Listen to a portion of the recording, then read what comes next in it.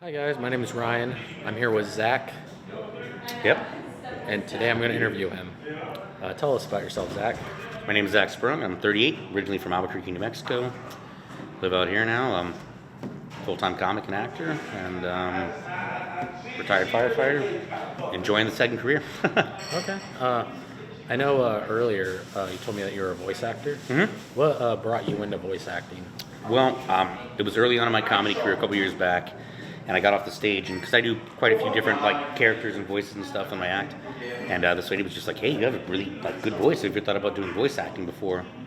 I was like, "Cool, I'm open to it." She plugged me in, and then it's just grown from. I've done movies and narrations, and I cut radio bits constantly, and for they said I've gotten to work with Brian Seacrest and Danny Bonaducci and all kinds of cool stuff, man. It's been great. Awesome. Yeah. I've never done voice acting. I've always heard about it and how great it is. I've always wanted to try it at some point, but Yeah. I don't know. I might give it a try someday. Yeah, give it I a don't shot, man. It's funny. You never know what you're going to be good at, man. I never thought voice acting was going to be a thing for me, and then I just Yeah. fluked into something and I turned out to be good at it. It's really weird. Yeah. So the next question I want to ask is, what brought you to comedy? So, like I said, I'm a retired firefighter, and I'm really into supporting mental health and awareness and stuff. So I'm not afraid to admit it. I got PTSD and depression and anxiety and stuff from my fire department career.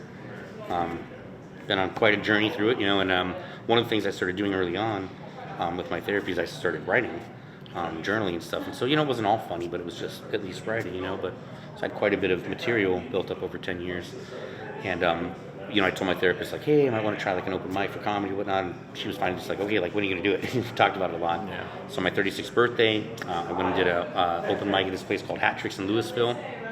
And man, I just fell in love. I was this is what I need, Went back the next day, did another open mic, and at that point I decided I was putting all my eggs in one basket. I'm doing comedy full time and opened up my own production company to help support the performance side while I'm building up and everything, and literally just jumped in the deep end. I've been going ever since, man.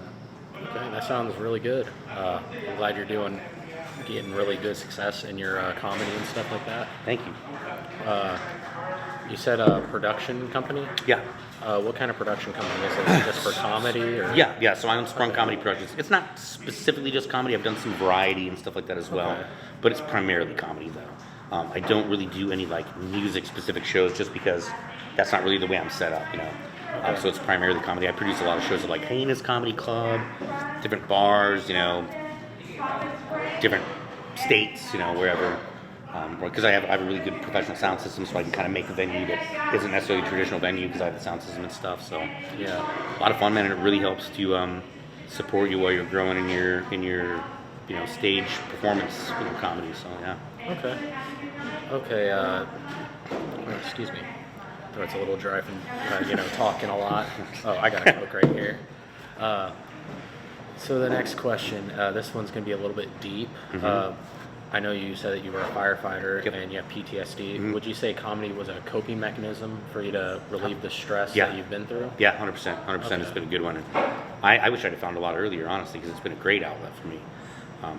Just getting to write it is cathartic, and then getting to talk about it on stage and just allowing yourself to be vulnerable, That takes a level of comfortability because you get destroyed by an audience. You make yourself vulnerable, But Yeah. there's also kind of a sense of empowerment, too, when you do it and you're look, I'm hanging everything out right here in front of you guys. I'm just being raw, Mm-hmm. And it just, it's because, I just kind of powerful. You have the microphone in your hand. It's kind of powerful, you kind of have to listen to what you're saying, It's kind of, yeah. So I feel the same way when I do stand up in a way. At first I was kind of not confident. I was just yeah, I'm up here, blah, blah, Right, blah. right. I don't know what to say, so I'll tell you about my alcoholic father. Right. But, I was a little bit nervous. Yeah. But, it does feel a little bit empowering as you get used to it. Well, yeah, it takes so long to build your presence in who you are on stage. I'm sure I'm not there yet. Yeah, same for me. I've just started, in August. Yeah, oh yeah. So. And the thing is, too, is there was, a joke's never done, right? We're always tweaking, getting better and better. So even your guys that are 30 years in and legends in the game, Mm-hmm. somewhat they have, 99% they've got their stage and everything down, but there's always, a little bit they're tweaking for sure. So They're still, going different directions with what they're doing. always, You can tighten say up a tag a little bit or what? Yeah, of course. Yeah, you can say the same thing about musicians Mm-hmm. and probably actors too. Maybe. Yeah, They yeah. probably tweak some stuff in how they do their job. Yeah, yeah. Okay, last question I'm going to ask you. This one can be serious, can be funny. Okay. Depends how you take it. All right. So, how did you meet Amy, and what was your first thought of her? How did I meet Amy? I'm not positive, to be honest with you, but I know she's been to my shows before quite a bit. So the earliest that I remember would be like her coming to one of my shows, I would say. Okay. And then meeting her afterwards and her just getting kind of into the producing game and stuff like that. I had a long conversation with her about how she's done other event management and stuff and is now kind of moving into like comedy production and photography, because she started out doing like photography and video work a lot. Yeah. And so that's kind of how we first started interacting. I don't know the first exact time, but early on at least I remember that. So yeah. Okay. Yeah. Like, if you didn't remember, you could have made up a story just like Bobby did. Right. Bobby was talking about how She was hitchhiking. Yeah. She was hitchhiking down the road, had a thumb out. Yeah, I had out and said, ask gas or grass, nobody rides for free, you know. She was like, why not? I got all three. Yeah.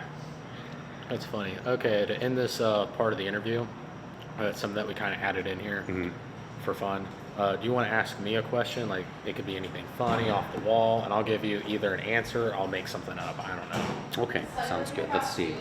Don't mess with my pizza. The crazy thing is they won't deliver because we're too. How long have you had your hair bleached out for? How's that been going on? Since the beginning of September. Okay, never dyed your hair or anything like that before? Always kept it natural before that? It was the first time I dyed my hair. Okay. You ever need to I had to bleach it twice because the first time I did it, none of the color that I wanted in it stayed, so it was just bleach blonde. What color do you do? I was trying to go for silver. Okay, I usually have a blue mohawk now. Okay. I had to cut it off for a movie. But, all right, yeah, I dig it. That's the one I asked you about. Yeah, I know I look like the Slim Shady. I know. A little bit, maybe like Slim Shady's like younger cousin with like fetal alcohol syndrome or something. More like his cousin that lives in a cornfield. Because I look like one of the guys from Tron. I was just gonna say, like, overall, I like the look because, like, I see the Zelda shirt and stuff, which clearly says, like, I'm a level 7 wizard in Dungeons and Dragons, but then also below with the jeans stuff like that, like, I know my way around a tractor too. You know what I mean? Yeah. Like, jealous.